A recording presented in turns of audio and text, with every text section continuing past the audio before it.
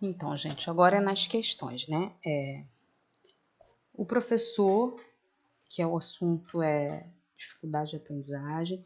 Essa questão aqui, ela é do CESP, que é uma banca muito temida, né? O pessoal aí da área jurídica sofre na mão dessa banca. E também é uma banca progressista, e essa questão especificamente aqui é como se fosse um resuminho do que eu falei no vídeo de comentário, né? Para vocês fixarem quando a gente fala em fatores, né, que contribuem para que haja problemas no processo de ensino-aprendizagem. Então, a gente tem que ter em mente que são esses, e por isso que eu trouxe essa banca, tá bom? Essa questão. O professor compreende e sabe quais fatores podem interferir na aprendizagem e bem-estar dos alunos. É correto afirmar que esses fatores são desenvolvimento físico, conhecimento gramatical e letramento? Não. Essa aqui, tá, gente? Desenvolvimento físico, psicológico, ambiente, social e cultural. Esses são os fatores que podem interferir na aprendizagem. Então, sempre eu vou lembrar que são físico, psicológico e o ambiental. Aqui no caso eu trouxe físico, psicológico, ambiente, social e cultural. Poderia ter falado físico, psicológico e social também, né? Ou físico, psicológico e social, mas são esses três, tá? Ambiente, social e cultural é ambiental, né? Onde essa criança vive, como é que é a vida dela. Então, esses fatores são os que podem aí acarretar um problema de aprendizagem, tá bom? A outra questão aqui para a gente entender. A respeito da evasão e repetência no fracasso escolar. Ah, mas você está falando de problema de aprendizagem, agora está falando de evasão, repetência e fracasso escolar, gente. Se a criança evadiu da escola, ou repetiu, né? Ou reprovou. E eu não consigo colocar, não. Se a criança evadiu ou reprovou e ela... Vou ter que fazer arrastando, gente. Não consegui aumentar. Se a criança evadiu ou reprovou, né? Evasão e repetência. E fracassou na escola, então a gente está falando de problemas de aprendizagem, porque se a criança não tiver nenhum problema de aprendizagem, ela não vai nem repetir, nem evadir e nem vai enfrentar o fracasso escolar. Ela vai seguir aí, né, com êxito dentro do processo de ensino-aprendizagem. Então é isso que acontece quando a gente pega uma questão, a gente para pegar para estudar, porque às vezes o tema vem de outra forma e a gente tem que saber interpretar que ele está ali, tá? Até porque essa banca, você perde, ela usa muito esse termo aí, fracasso escolar. Pode ser que ela não use dessa vez porque ela trouxe no edital problemas de aprendizagem. Mas se eu tenho problemas, eu tenho ao final do processo fracasso, se esses problemas eles não forem, né, identificados aí, superados. Então vamos lá. A respeito da evasão, repetência e do fracasso escolar, assinale a alternativa correta. Letra A. O fracasso e a evasão escolar são consequências normais e inevitáveis, uma vez que os estudantes de nível socioeconômicos mais desfavorecidos não têm acesso a bens culturais e sociais. Não está certa. Por que não está certa? Porque isso aqui eu não posso me conformar que isso é normal e inevitável, tá bom? Muito pelo contrário, eu tenho que identificar e lutar. Não é normal o aluno evadir nem repetir. O normal é que ele fique na escola, que ele se desenvolva, que ele aprenda e que ele prossiga os seus estudos aí com êxito. E não é normal, tá bom? Então, não é essa. O desenvolvimento intelectual inferior e o fracasso escolar estão associados somente à privação de estímulos durante a infância. O que está errado aqui? Somente, né? Não é somente a privação, tem outras coisas que pode acarretar, né? E esse termo aqui também, que não é muito aceito, desenvolvimento intelectual inferior, né? Não usariam isso numa alternativa que estivesse correta. Mas aqui, o que com certeza está errado é somente a privação, não é só a privação de estímulos durante a infância. Como a gente viu e comentou no vídeo de comentário e na questão anterior, se trata de uma associação de fatores e não de um fator apenas. Letra C. O fracasso escolar está relacionado a um sistema de avaliação educacional que privilegia os valores das classes dominantes, tomando-os como parâmetros. Gente, é essa daqui exatamente, tá? Por quê? Porque os defensores aí desse pensamento progressista, dessa banca, né, os teóricos, eles vão trazer essa questão do fracasso escolar como uma consequência de um sistema de avaliação que privilegia os valores das classes dominantes. Quais são as classes dominantes? Os ricos. Para eles é os ricos. Então, a gente vai dizer que você está numa escola, né, vamos dizer, da periferia, onde ele não tem a classe dominante estudando, mas você vai conduzir o processo de ensino, vai basear a avaliação baseado em valores de uma classe que não está representada ali. Então, vai ser difícil deles conseguirem boas notas, né, conseguirem bons resultados, se eles estão sendo avaliados por parâmetros que não condizem com as suas realidades, que não condizem com quem eles são. Então, a questão do sistema de avaliação, ela é muito falada quando se fala em fracasso escolar, porque sempre eles vão bater nessa tecla, que a avaliação, ela privilegia os valores da classe dominante, a avaliação ela não é feita no entendimento de que ali existe uma heterogeneidade, né? Que existem pessoas diferentes, com ritmos diferentes, com saberes diferentes, com culturas diferentes, com contextos diferentes. Então, você sistematizou uma avaliação de acordo com um padrão dominante, e aí as pessoas que não estão dentro desse padrão, que não entendem essas linguagens, elas vão ficar para trás, e aí se configura o fracasso escolar, tá bom? Então, a alternativa é a letra C, tá?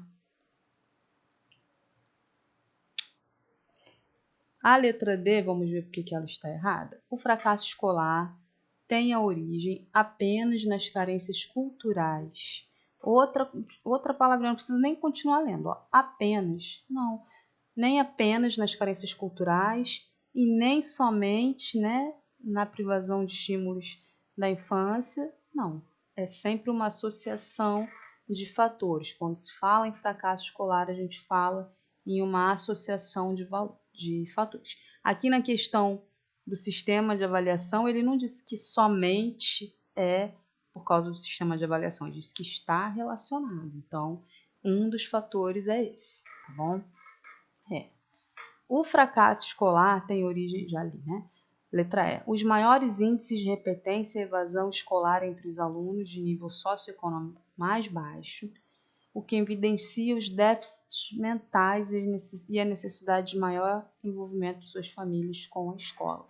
Gente, aqui ele está classificando, está dizendo que a pessoa que está socioeconomicamente no nível mais baixo, que ela tem um déficit mental, ou seja, é mais burra porque é pobre? Não, né? Então isso é um pensamento que passa longe aí do pensamento progressista. Os maiores índices de repetência estão entre os alunos de nível socioeconômico mais baixo. Sim, mas o que evidencia o fato, né, dos maiores índices de repetência estar entre os alunos de nível socioeconômico mais baixo, não significa que eles têm déficit mental, não significa que eles são mais burros, que eles são incapazes, ou menos capazes. Não, então, não, tá bom? É a letra C lá, o nosso gabarito aí. Agora, vamos lá, continuar entendendo isso aqui, né? Não adianta que eu não consigo aumentar esse negócio, eu não quero parar o vídeo, porque é chato para recomeçar, vou continuar assim mesmo, espero que vocês consigam absorver, tá, gente? Qualquer coisa, me desculpa aí. Com a referência ao fracasso escolar e as... vamos lá, que a gente vai ter que ler devagar essa questão, gente, que ela fala coisa pra caramba. Com referência ao fracasso escolar, novamente aqui o termo, tá, gente? Mas o tema é problemas de aprendizagem. Só que, como eu falei, se você tem problemas de aprendizagem, o que você vai ter no final do processo? Fracasso escolar, né? Não existe um processo de ensino-aprendizagem bem sucedido e no final ter fracasso escolar. Só tem fracasso escolar se tem problemas aí no meio do caminho. Então, com referência ao fracasso escolar e as abordagens comportamentalistas, aqui ele está dando, gente, tendência, tá? Cognitivista, histórico-social, humanista, neuropsicológico. Na concepção das dificuldades de aprendizagem, assinale a opção correta. Então, vamos lá. Cada um desses teóricos aqui, dessas áreas, eles têm uma forma de entender os problemas de aprendizagem e uma forma de tentar corrigi-los. Então, ele está dizendo que o comportamentalista vai fazer isso de um jeito, o cognitivista vai fazer de outro, o histórico-social vai fazer de outro, o humanista vai fazer de outro, o neuropsicológico vai fazer de outro. Cada um vai abordar o problema de um jeito. E ele quer saber aqui qual dessas opções se encaixou bem na abordagem que ele trouxe. Por exemplo, aqui trouxe a neuropsicologia. Então, a gente vai ter que entender se essa questão está falando que é assim que a neuropsicologia age. Aqui ele trouxe comportamentalista. Então, a gente vai ter que entender se é aqui que ele está falando certo em relação ao comportamentalista. Aqui ele trouxe cognitivista. Então, a gente vai ter que entender se ele está falando certo do cognitivista, humanista e o histórico-social. Então, agora vamos descobrir aqui qual dessas ele trouxe o conceito certinho sobre como essas abordagens, né, lidam com os problemas de aprendizagem, como cada uma delas lidaria. Ele não está dizendo aqui nem se está certo, se está errado, ele não está fazendo um juízo de valor sobre o que elas fazem. Ele só está querendo que você diga se você sabe o que elas fazem quando estão diante de um problema de aprendizagem, tá bom? Para que se supere o fracasso escolar, né? Vamos lá. A abordagem mais recente relacionada à neuropsicologia caracterizam as dificuldades de aprendizagem apenas a partir de déficits sociais e lesões cerebrais que gerem prejuízos no funcionamento individual, levando ao fracasso escolar. Gente, a neuropsicologia ela não só caracteriza a partir de déficit social e lesão cerebral. Eles caracterizam as dificuldades, aqui eu estou falando, né? Não de problemas, mas de dificuldade de aprendizagem. Lembra que eu falei que quando eu falo em dificuldades ou distúrbios de aprendizagem, eu já estou falando de uma coisa que é mais clínica, que é relacionado mesmo a diagnóstico e etc. Então, ele está dizendo aqui que a neuropsicologia se baseia para diagnosticar se for déficit social ou lesão cerebral. Não, esse leque ele é muito maior do que só déficit social e só lesão cerebral. Então, não é a letra A. Para os comportamentalistas, o fracasso escolar pode ser superado se as contingências ambientais forem modificadas e os indivíduos adequadamente estimulados e motivados. Gente, é essa daqui, tá? Lembra, eu vou falar aqui de Skinner, de behaviorismo, de tecnicismo, né? Que era esse fundamento aí psicológico, né? Era o predominante no tecnicismo. O dos comportamentalistas, né? Skinner e o behaviorismo. Por quê? Porque ele vai dizer que o fracasso escolar pode ser superado, ou seja, o problema, a criança está com um problema, ela não está conseguindo aprender. O que a gente vai fazer? Né? A gente vai modificar o ambiente e oferecer os estímulos certos. E ele vai superar o problema que ele está. Por exemplo, se você tem lá um aluno que não consegue, vamos dizer, né, que a gente não faz mais isso, decorar a tabuada. Aí você fala para ele assim, olha, se você decorar a tabuada, a tia vai te dar um pirulito no final da aula. Isso foi comportamentalismo, isso foi behaviorismo. É quando você condiciona a resposta do indivíduo a um estímulo. Se você der um estímulo positivo, ele vai responder para você positivamente. Se você der um estímulo negativo, ele vai te responder negativamente. Então, os comportamentalistas lidam assim com a questão dos problemas de aprendizagem, porque eles acreditam que o comportamento e a aprendizagem do indivíduo eles podem ser motivados e modificados e moldados de acordo com os estímulos que eles recebem de acordo com o ambiente. Então é isso, tá bom? É a letra B aí a resposta. E a gente vai ver por que não são as outras, tá bom? Os cognitivistas atribuem o fracasso escolar ao mau funcionamento dos processos mentais superiores, como reflexo, associação e autorrealização. Não, tá, gente? Cognitivo, eu tô falando de Piaget, tá bom? Tô falando de Piaget. Os processos mentais superiores, quem fala não é Piaget, quem fala é o Vygotsky. O Vygotsky, ele entra em outra abordagem, não na cognitiva, tá bom?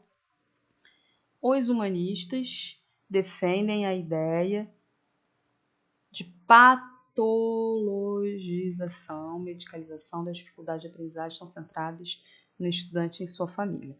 O que está errado aqui? Os humanistas eles não defendem, gente, a patologização. O humanista é aquele ensino centrado no homem. Quando eu falo de humanismo, eu vou falar de tendência tradicional renovada, tá? Não diretiva e também a progressivista, que o ensino é humanista, lembra o ensino baseado nas potencialidades, tá? Então, essa questão da medicalização, ou seja, tudo é doença, tudo tem que dar remédio, tudo é um diagnóstico, não, tá, gente? Isso não é a abordagem dos humanistas, seria mais a abordagem lá em cima dos neuro, né? Que a gente viu lá na letra A, dos neuro... Ai, gente, cadê? Da neuropsicologia, onde sim você vai ter essa ênfase nos diagnósticos, mas no humanismo você não tem essa ênfase no diagnóstico. Os humanistas vão procurar superar essas questões de problemas de aprendizagem, dando ênfase no interesse, né, do aluno, dando ênfase no ensino que atenda às aptidões daquele aluno. Por exemplo, se ele gosta de tocar violão ou se ele gosta de música, você está insistindo que ele só tem que estudar matemática, né? Então, os humanistas defendem essa questão de valorizar os interesses, as aptidões naturais, ou seja, de desenvolver aquilo que aquele ser humano individualmente tem de melhor. E eles dizem que muitas vezes as questões, né, relacionadas à dificuldade de aprendizagem vem justamente de você tentar forçar um indivíduo a desenvolver em áreas que não tem nada a ver com ele, que não tem nada a ver com o que ele gosta, que não tem nada a ver com o que ele quer fazer. Tá? Então, essa seria a abordagem humanista. A patologização, o que é patologização? Dizer que é doença, dar remédio, diagnosticar. Isso aí é lá na neuropsicologia. E o último aqui é a abordagem histórico-cultural. Que a abordagem histórico-cultural a gente sabe que é o Vygotsky, né, gente? Tá? Fala histórico-cultural, que é o fundamental teórico deles é o Vygotsky. Então, como é que seria? O processo de internalização e o de medicalização do indivíduo são fundamentais para o entendimento das dificuldades de aprendizagem, não, né, gente? Muito pelo contrário. O Vygotsky, com a sua teoria aí, de sociocultural, ele nunca vai olhar internamente, né, que essa dificuldade está vindo de alguma coisa, ele não vai priorizar o que está dentro e também ele não vai dizer logo que é doença, que é patologia. Ele vai olhar externamente, para fora, para as relações sociais, para o ambiente sociocultural desse educando, para o contexto histórico que ele vive. Ele vai dizer que se você tem um aluno que está com problema de aprendizagem, né, ou se você está tendo um histórico de fracasso escolar, então você tem que procurar nos processos sociais, históricos, culturais, onde esse aluno está inserido, nas relações sociais que ele desenvolve, para que se isso tente superar, tá bom? Então, essa questãozinha aí, essa questão foi da CEPERJ, tá, gente? Essa daqui e essa daqui que eu vou fazer agora. Então, para vocês verem aí o tipo de coisa que pode estar esperando por vocês. Não é fácil, né? Uma questão que tem que ter uma bagagem aí bem interessante desses principais teóricos aí. Por que eles podem pedir isso dentro de problemas de ensino-aprendizagem? Porque se vocês olharem mais à frente no cronograma do edital de vocês, tá cheio de teórico lá. né? E eles estão falando aqui de alguns deles nessa questão, então pode vir muito bem uma questão assim, bem legal, né? Só que não. A última que eu vou fazer com vocês nesse tema, espero que vocês tenham aproveitado, gente. A privação emocional grave provoca nas crianças, dentre outros sintomas, profunda instabilidade emocional, falta de confiança na exploração do mundo físico e social, desmotivação, dificuldade de relação com os professores e colegas. Com relação a esses fatores, pode-se afirmar que, letra A, favorecem ao fracasso vital generalizado, mas não afetam a aprendizagem? Não, gente, se a criança está aqui com privação emocional grave, né? Com profunda instabilidade emocional, falta de confiança, fica ali apática, não se envolve, não interage, está desmotivado, não se relaciona, claro que vai afetar a aprendizagem. Então, não é a letra A. Letra B. Favorece de maneira estável e permanente as dificuldades na aprendizagem e baixo rendimento? É essa, tá, gente? Estável e permanente. Ou seja, enquanto essa criança estiver nesse quadro aqui emocional, ela vai ficar permanentemente com dificuldade de baixo rendimento. É isso que a questão está dizendo, tá? Então, favorecem, isso aqui tudo contribui. Vocês podem ver que eles não dizem que é apenas, que é só isso, mas diz que favorecem de maneira estável e permanente dificuldade na aprendizagem e baixo rendimento. E vamos ver aqui por que não são as outras.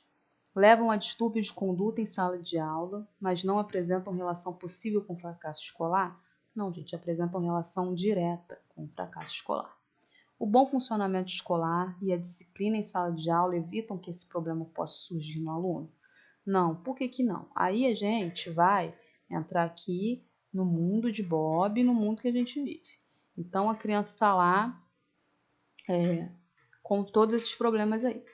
Não se relaciona bem, né, com os professores e colegas, às vezes desenvolve agressividade, por exemplo. Essa questão aqui, a letra D, está dizendo que o bom funcionamento da escola e a disciplina em sala de aula, ou seja, o que é a disciplina? Colocar de castigo, né? Não deixar ir para o recreio e um monte de coisa que não se deve mais fazer hoje, nem se mencionar, que se, né, dá até problema jurídico isso daí. Você vai corrigir esse problema de fracasso escolar ou esse problema de aprendizagem que esse aluno está tendo, só com castigo, só com disciplina, só com organização. Isso aqui é pedagogia tradicional. Então, eu tenho que lembrar que eu estou falando de uma pedagogia totalmente progressista. Esse aluno ele não vai ser disciplinado, não, tá?